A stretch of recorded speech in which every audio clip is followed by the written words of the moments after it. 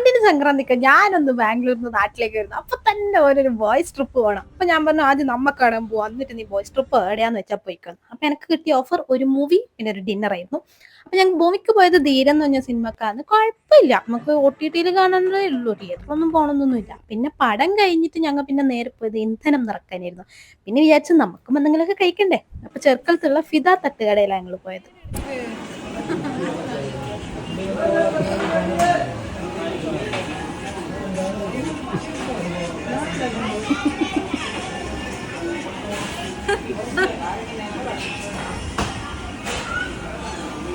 ഞാൻ വീഡിയോയിൽ പറയും ഒരു ക്യാമറമാൻ അയച്ചിട്ടുണ്ട് ഈ പൊട്ടണം.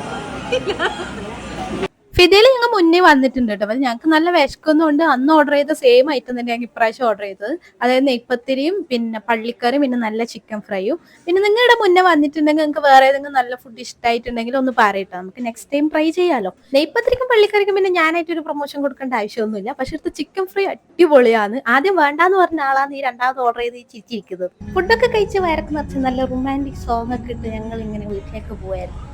ഒരു മഴയും കൂടി ഉണ്ടായി, നിങ്ങൾ പൊളിച്ചേനെ.